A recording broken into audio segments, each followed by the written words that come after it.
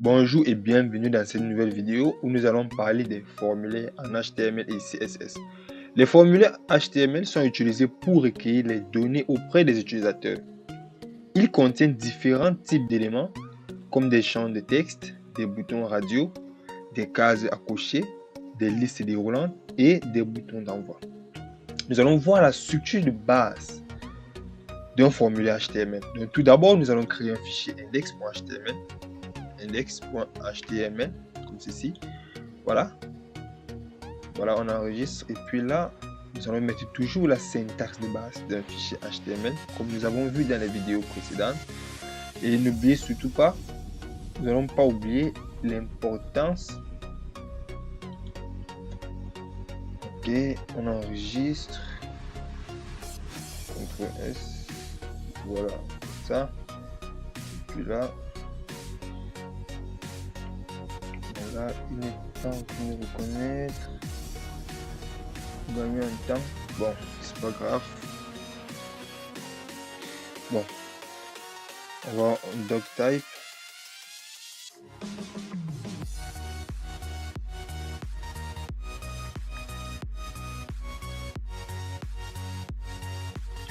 Patiente, il est un peu là aujourd'hui.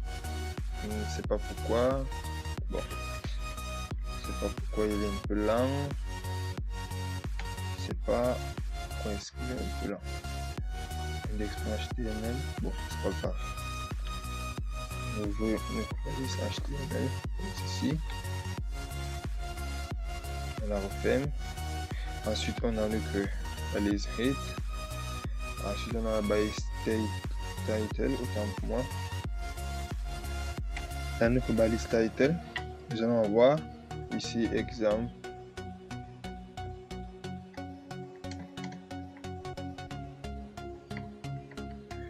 Formulaire, autant pour moi. Voilà.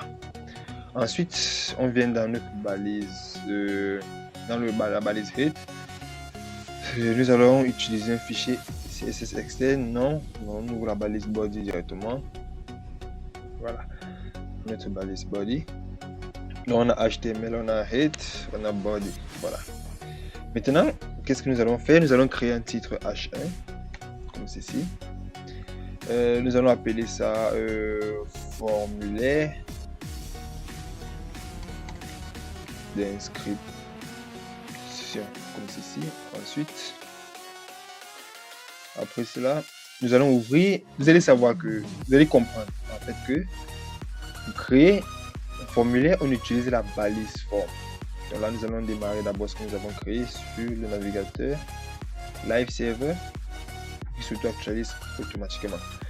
Bon, là, nous allons voilà, formulaire d'inscription comme ceci.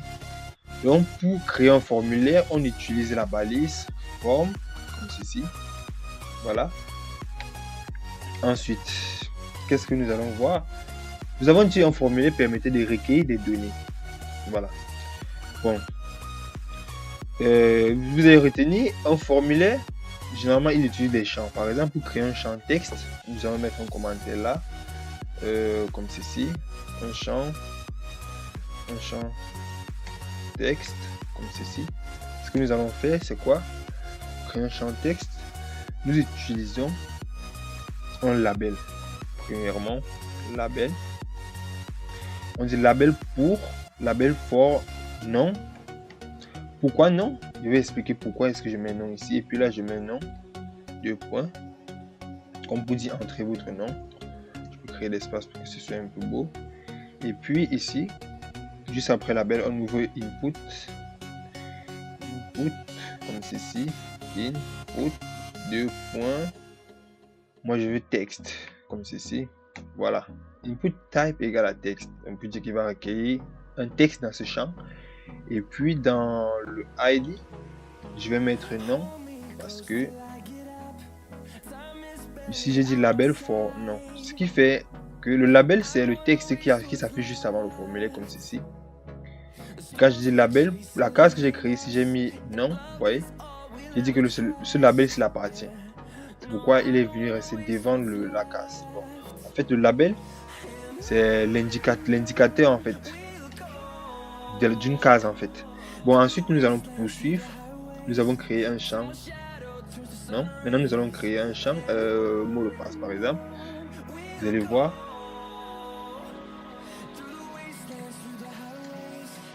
Champ mot de passe comme ceci. Ensuite, nous allons créer un label toujours. Label for, ici nous allons appeler ça password. Ensuite, ici nous allons écrire password.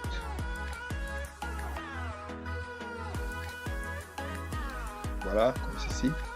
Ensuite, nous allons créer l'input. Input. Deux points. Password. Comme ceci. Voilà. Voilà. Et ici, nous allons mettre password. Voilà. Alors, regardez. On voit le résultat. Voilà. Name, password. Vous voyez, si vous écrivez un truc à l'intérieur, il apparaît des points, il est haché en fait. Là, si vous écrivez, c'est du texte en fait. Voilà. Nous allons poursuivre. Et là, nous avons créé un champ password. Ensuite, qu'est-ce que nous allons faire? Je vais vous montrer une propriété qui permet de rendre un champ obligatoire en HTML. Par exemple, si vous voulez obliger l'utilisateur à remplir la case non, vous allez juste mettre là cet attribut qu'on appelle required. Et oui, ici pareillement, vous allez mettre required. Required en fait permet de dire que l'utilisateur est obligé de remplir ces cases pour pouvoir évoluer. Voilà, nous allons poursuivre. Nous avons créé un champ password. Bon, là, nous allons mettre les BR pour que à chaque fois ça va à la ligne. Là, nous allons mettre 2 BR ici, comme ceci. Voilà, comme ceci. Voilà. Bon, nous allons poursuivre. Voilà. Donc, ça veut dire que si je retourne là, vous voyez, c'est parti à la ligne. Voilà. Voilà, on continue. Nous avons créé un champ nom et un champ password. Maintenant, nous allons créer un bouton radio. Et nous allons voir d'abord comment est-ce que si vous voulez afficher un message ici, entrez votre nom et entrez ici en bas, entrez votre mot de passe. Comment le faire? On utilise une propriété appelée placeholder comme ceci dans le input. Comme ceci, placeholder, vous pouvez entrer un message à l'intérieur, entrez votre nom par exemple. Maintenant ici en bas, vous utilisez un placeholder toujours, comme ceci, entrez votre mot de passe. Dis-moi en commentaire si tu as des questions, si tu as d'autres propriétés que tu connais et que tu aimerais partager. Voilà, entrez votre nom, entrez votre mot de passe qui s'affiche dans la case. Ensuite, nous allons créer, comme j'ai dit, nous allons créer quelques boutons radio. Donc, vous allez appeler ça bouton pour moi. Alors, c'est quoi les boutons radio? Les boutons radio, ce sont des boutons que nous pouvons choisir qu'un seul. Nous ne pouvons pas choisir plus de deux. Par exemple, si nous voulons demander le sexe, nous allons utiliser un label for, par exemple, je vais appeler ça, bon, c'est juste un label d'abord, tout simplement, comme ceci, label. Et puis à l'intérieur, je vais écrire ici le genre. Quel est votre genre? Masculin ou féminin? Voilà. Ensuite, je mets un petit BR, puis je vais à la ligne. Ensuite, qu'est-ce que je vais faire? Je vais créer un input. Deux points. J'appelle ça radio, comme ceci. Dans le name, je peux mettre genre. Voilà, le name. Je vais prendre le label. Genre, par exemple. Et là, nous allons mettre ici ID mais homme. Voilà. Et pour qu'il soit coché par défaut, je mets checked pour dire qu'il sera coché par défaut. Et là, je vais créer un autre input. Deux points radio. Ce sera la même chose. Là, je vais toujours mettre genre. ID est égal à femme. Comme ceci. Là, vous pouvez mettre une valeur, ça dépend de vous. Bon, la valeur, elle n'est pas obligatoire, mais bon, c'est pratique, très pratique, value. C'est pratique, surtout pour ceux qui vont faire le back-end, la programmation en back-end. Voilà, je mets value et je mets femme. Là, je reviens, je mets value.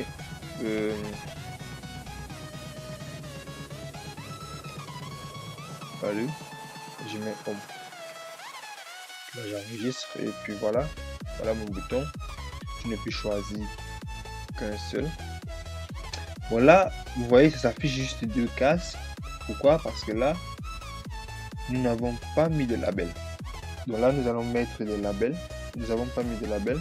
Nous allons mettre des labels ici, par exemple, label.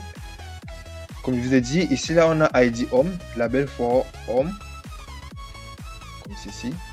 Là, j'écris maintenant Home, ce qui sera visible, espace 2 points,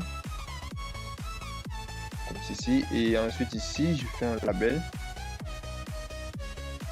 label for femme. Là, je mets femme, espace 2 points. Et voilà, on enregistre. Voilà. Donc, votre sexe, homme, vous êtes femme ou vous êtes homme, comme ceci. Ensuite, nous continuons. On avance. Maintenant, bon, nous pouvons mettre des BR là. Voilà la ligne. Voilà. Là, nous allons créer des cases à cocher, par exemple. Case à cocher. Désolé, sur mon clavier, il n'a pas d'accent. Il est anglais. Voilà. Pour les cases à cocher, nous allons créer un label comme ceci. Dans ce label, nous allons dire c'est de choisir les langues parlées, par exemple. Quelles sont les langues dont vous parlez? Et ensuite, bon, nous pouvons mettre un BR, que ce soit quand même beau. Bon, là, nous allons créer un input, qui veut dire entrée. Checkbox comme ceci, voilà, checkbox. ID, je vais mettre, bon là, je vais mettre langue, dans name, langue, temps pour moi. Et dans ID, je vais mettre français, par exemple. Ici, je veux que français il soit coché par défaut. Check it, toujours. Voilà, nous allons faire de même pour 2 points checkbox. Pour la même chose pour anglais, là on met langue. Ensuite dans ID, nous allons mettre anglais. Voilà. Là nous allons enregistrer. Vous allez voir, il sera toujours 2 cases comme ceci. Voilà. Ça n'affiche pas français, ça n'affiche ni anglais. Pour que ça s'affiche, je vous rappelle encore, c'est label qu'on utilise. Label pourquoi français? Parce que français c'est le ID, c'est l'identifiant de ce label. Donc je vais écrire ici français. Et là, je dirais voilà. Ici je mets français. Français, 2 points. Voilà comme ceci. C'est le premier label. Deuxième label, pour anglais. Et ici je mets anglais, 2 points. Voilà, autant pour moi. Voilà, on enregistre. Et puis voilà. Quelles sont les langues parlées? Je choisis anglais, français, vous parlez les 2 langues, oui, voilà. Pourtant, dans hommes et femmes, vous ne pouvez choisir qu'une seule. Vous ne pouvez pas choisir 2. Vous pouvez choisir, ce sont les boutons radio. Les boutons radio, vous ne pouvez aller qu'une seule, que sur une fréquence. Vous ne pouvez pas aller sur 2 fréquences en même temps. C'est pourquoi on appelle bouton radio. Alors les checkbox, vous pouvez cocher plusieurs cases à la fois. Voilà. Vous pouvez parler français et anglais en même temps. Vous pouvez parler anglais juste. Bon, voilà. Nous allons continuer. On va mettre 2 BR. Voilà la ligne. Brick. Bon, ensuite là, nous allons créer des listes déroulantes. Donc pour ça, je vais appeler ça liste déroulante. Là. Ok. Très bien, maintenant, créer une liste déroulante ici. nous allons toujours créer un label. Label ici, en fait, c'est nous utilisons en fait comme pour créer un titre à chaque fois que nous allons créer des entrées, des inputs. Donc c'est un peu comme un grand titre pour nous, pour indiquer à l'utilisateur que voilà, ici tu l'as choisi. Bon, ici dans cette liste déroulante, nous allons appeler ça pays, donc label for pays par exemple. On va demander à la personne de choisir son pays. Et là ici on va mettre pays tout simplement. Puis on va faire espace 2 points, que ce soit un peu beau. Et puis là on fait nos labels. On va aller utiliser la balise select name égale à pays. Voilà, ID pays. Voilà, dans le select maintenant, qu'est-ce que nous allons faire? Vous allez savoir que le select il prend des valeurs. Le select il prend des valeurs. Par exemple, select ID pays. Maintenant nous allons mettre option, première option. Voilà. Cette option prend pour valeur France par exemple. Et puis là je mets France, c'est celui qui sera visible, parce que sa valeur en fait sera utile pour le backend. France par exemple, ici là je vais mettre Canada. Ici je mets Canada.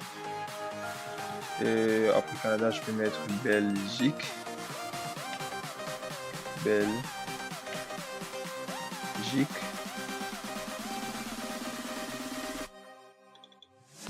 Ici je mets Belgique comme ceci. Voilà, je fais mon select, je peux mettre 2BR comme ceci. Voilà, et puis je vais voir, voilà, pays, vous pouvez sélectionner.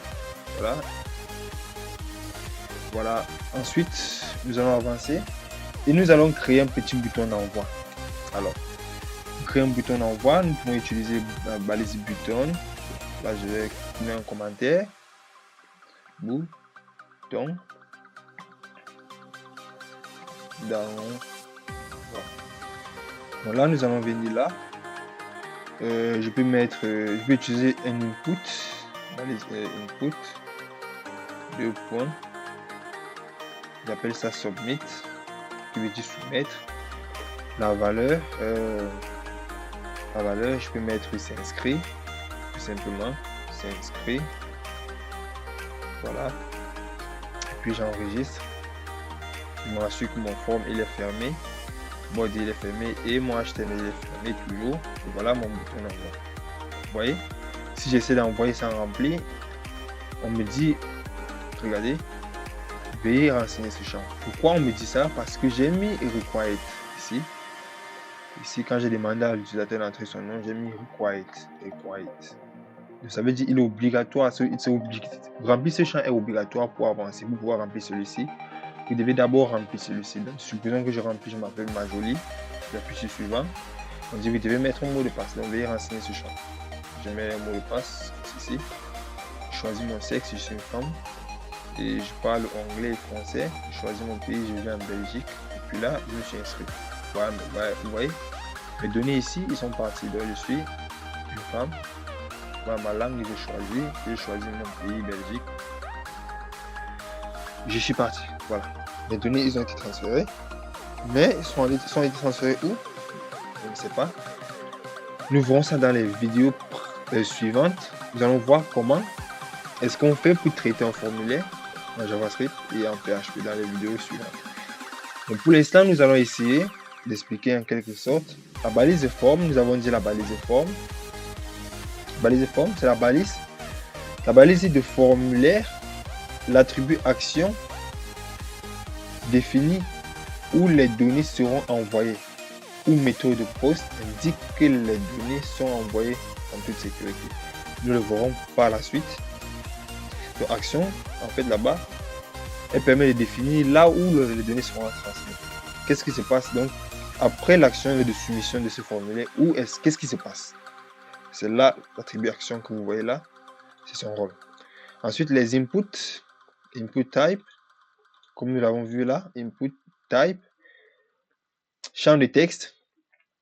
pour entrer les informations. Voilà, input type text, c'est un champ de texte pour entrer les informations. Input type password, c'est vous saisissez un mot de passe uniquement. Input type radio, ce sont les boutons radio pour sélectionner une option parmi plusieurs.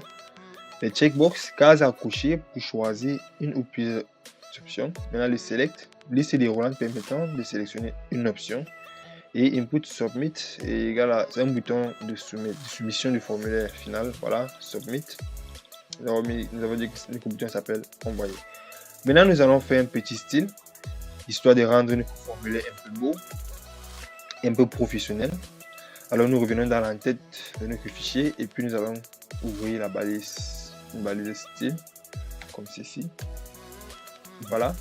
Une fois que nous avons ouvert notre balise, nous allons commencer par le body. Comme ceci. Voilà. Ensuite, dans le body, nous allons dire font family. Nous allons dire Arial. Voilà, comme ça. C'est une police, ça passe. Bon, nous allons la mettre dans les guillemets comme ceci. Voilà. Ensuite, nous allons mettre un background color, par exemple. Nous pouvons mettre une couleur un peu grise. F4. Voilà, comme ceci. Bon, ensuite, nous allons mettre un padding. Nous allons mettre peut-être 20 pixels. Bon, nous allons aller voir notre body. Voilà. Vous voyez, le padding, il nous a permis de créer cet espacement que vous voyez là. Et nous avons changé la couleur de l'arrière-plan en gris. Ensuite, nous sortons du body. Nous allons aller dans la balise forme, comme ceci, forme. Voilà. Dans la balise forme, nous allons mettre un background color. Nous allons mettre hashtag FFF et un padding. Nous allons mettre 20 pixels. Ensuite, nous allons mettre un border radius. Border radius, nous allons mettre 8 pixels. Max 8. L'âge maximum, nous allons mettre ici disons 400 pixels. Estimation. Ensuite, nous allons mettre un margin comme ceci. Nous allons mettre 0 espace auto. Ensuite, nous allons mettre un box shadow. 0px espace 0px espace 10 pixels par exemple. Voilà. Et ensuite, nous allons mettre RGBA 0, espace 0, espace 0, espace 0.1. Beaucoup vont me demander c'est quoi un box shadow. Box shadow en fait c'est pour créer les ombres. C'est pour créer les effets d'ombre. Et nous avons créé une boîte qui contient notre formulaire. Vous voyez, notre formulaire dans une boîte. Vous avez vu avec ce petit effet d'ombre là juste aux alentours comme ceci. Voilà, nous allons poursuivre la vidéo. Bon là, qu'est-ce que nous allons faire? Nous allons essayer de styliser un peu. Nous allons mettre les labels en gras par exemple. Bon, label là on ouvre. Nous allons mettre un fond white pour mettre en gras, pour mettre un texte en gras. Nous allons mettre bold, et puis faire écrit bold. On va enregistrer et voir. Voilà, vous avez les labels, ils sont foncés, ils sont en gras. Bon, ensuite nous allons poursuivre. Bon, qu'est-ce que nous allons faire maintenant? Bon, nous allons travailler les inputs de type, parce que nous avons plusieurs inputs, vous voyez. Nous avons les inputs de type texte, inputs de type password. Nous avons les inputs de type radio et les inputs de type checkbox. Vous avez dit, si nous mettons ici input, tout simplement, il va considérer que c'est tous les inputs. Oh, c'est pas bon, car nous avons des cases et nous avons des checkbox. Alors, pour préciser que nous voulons uniquement que ce que nous allons écrire agisse sur les inputs de type texte, comme ceci, voilà. nous écrivons input, on ouvre des crochets, on écrit type, là je mets texte, comme ceci, voilà. Et comme l'input de type texte et l'input de type password, c'est la même chose, donc je vais faire la même chose, répéter, comme ceci, password, comme ceci, voilà, voilà. Et puis, nous allons aussi le faire sur le select. Car le select, il est aussi comme des inputs, c'est aussi des inputs. Voilà. Et ici, là, nous avons input type égale à texte, input type égale à password, virgule. Ensuite, là, nous avons select. Voilà. Je sais pas pourquoi est-ce qu'il est en rouge ici. Je sais pas si il est collé. Non, c'est pas parce qu'il est collé. Input type texte. Input type est égal à password. Ensuite, on a select. Bon, nous allons poursuivre. Nous allons mettre un 8.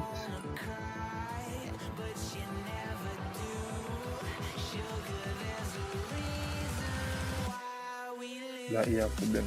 Il y a un petit problème. Là, virgule. Virgule.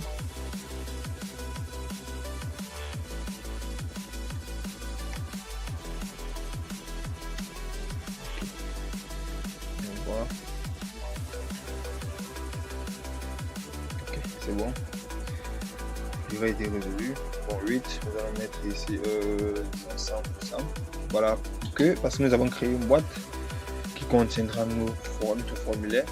Nous allons mettre un padding de 10 pixels pour créer un décalage de 10 pixels. Ensuite, qu'est-ce que nous allons faire?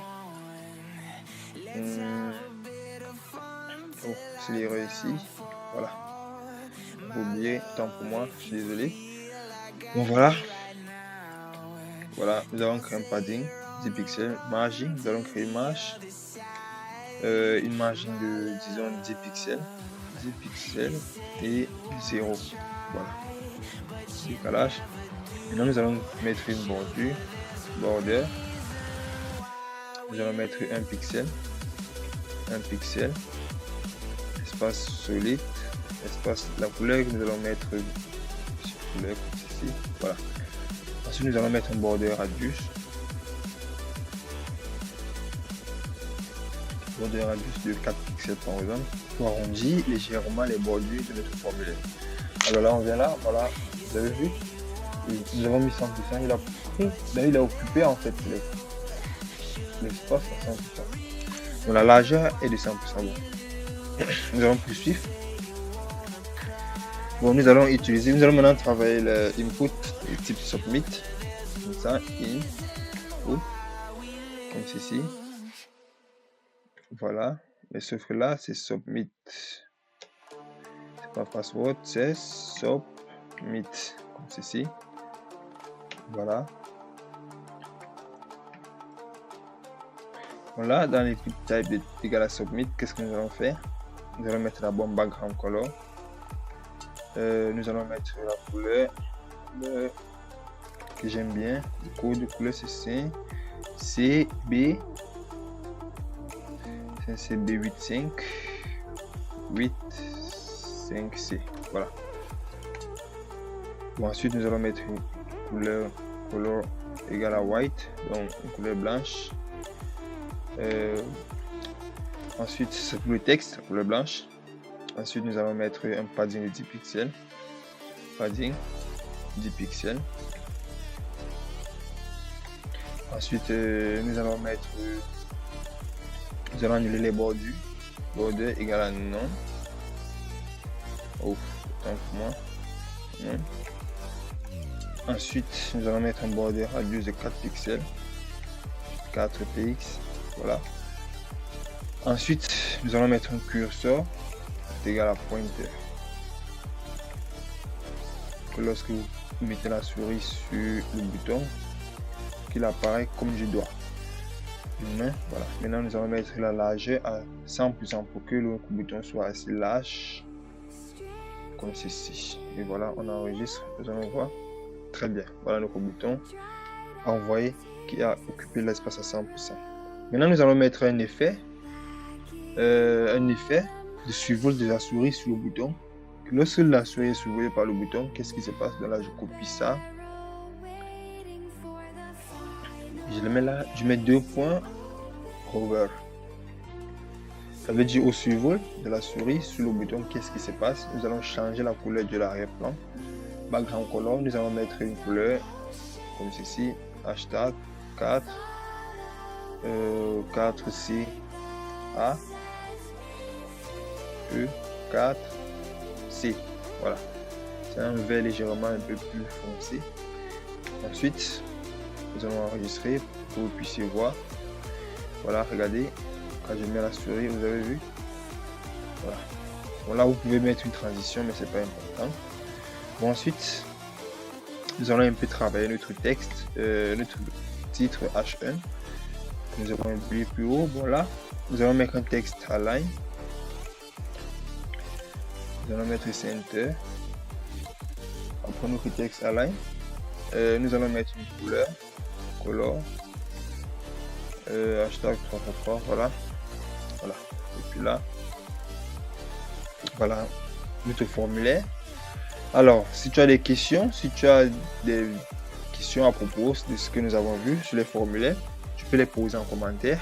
En attendant, si tu as aimé la vidéo, n'hésite pas à me laisser des commentaires pour m'encourager et à partager et à liker la vidéo. Alors, merci et on se retrouve dans la prochaine vidéo qui sera très importante pour tous les débutants en HTML, ceux qui veulent devenir développeurs. J'essaie de vous poser la question. Comment est-ce qu'on fait pour savoir qu'on doit assembler tout ceci comme ceci pour que ça donne un truc comme ceci? Donc voilà, vous pouvez... Tout sera expliqué dans les vidéos suivantes. Nous allons expliquer comment est-ce qu'on repartit un code, comment on fait pour créer des boîtes comme ceci, comment la réflexion elle est fondée pour créer une boîte comme ceci et avoir un résultat comme ceci. C'est très simple les amis. Nous allons voir ça dans cette vidéo. Alors, n'hésitez surtout pas à liker et à partager, surtout à me laisser les commentaires car cela m'aide vraiment à m'améliorer. Alors, merci.